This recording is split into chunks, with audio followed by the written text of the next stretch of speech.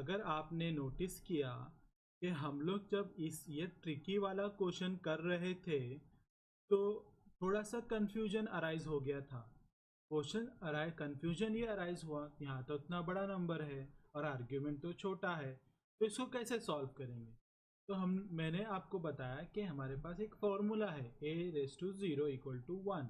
मतलब कोई भी चीज़ रेस टू ज़ीरो हो जाती है तो वो 1 हो जाएगा। मगर ये कहाँ से आया, ये आता है लॉ ऑफ इंडाइसिस।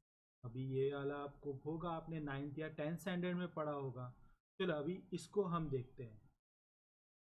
तो लॉगरिदम में अगर आपको प्रॉब्लम सॉल्व करना है तो लॉ ऑफ इंडाइसिस के फॉर्मूले भी आपको याद होने चाहिए, क्योंकि आपने प्रीवियस बैचेस में, प्रीवियस क्लासेस में या आपके लोअर स्टैंडर्ड्स में पढ़ा होगा।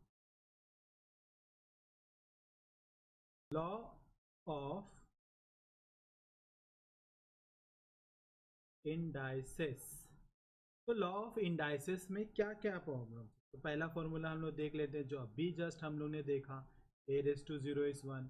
मगर ये किस कंडीशन में, हमारा a 0 वैल्यू नहीं होनी चाहिए, ये भी शर्त याद रखना है। अब पहला फॉर्मूला देख लेते हैं। अगर हमारे पास a⁻m है और a⁻n है तो उसको हम लोग ऐसा लिख सकते हैं a⁻m+n, और ये मल्टीप्लिकेशन में था तो इसी का ही सिमिलर मैं लिख सकता हूँ। अगर मेरे पास a⁻m है और अपॉन a⁻n है तो इसको हम लोग कैसे लिखेंगे, जस्ट a⁻n को ऊपर लेकर आना है, और जब ऊपर ये आएगा तो नेगेटिव हो जाएगा। तो a⁻m - n, तो ये प्लस वाला था, ये माइनस वाला है। अब चौथा फॉर्मूला देख लेते हैं। a⁻m⁴n है तो हम उसको कैसा लिख सकते हैं, a⁻m × n। पांचवा फॉर्मूला, अगर हमारे पास एक और नंबर है a⁻b⁴n है तो हमारा वो n दोनों नंबर के साथ शेयर हो सकता है, जैसे a⁻n और b⁻n। अगर आपके पास a/b⁴n रहा तो हम उसको ऐसा लिख सकते हैं a⁻n और b⁻n, मतलब b आपका डिनोमिनेटर में रहेगा।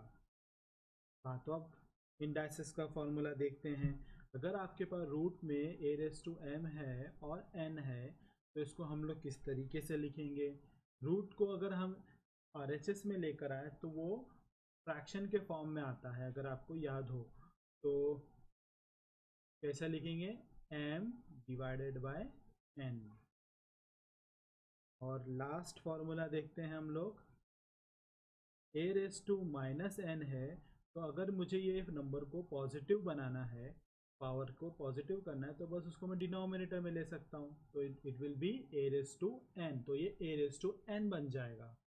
तो ये था हमारा लॉ ऑफ इंडाइसिस का फॉर्मूला।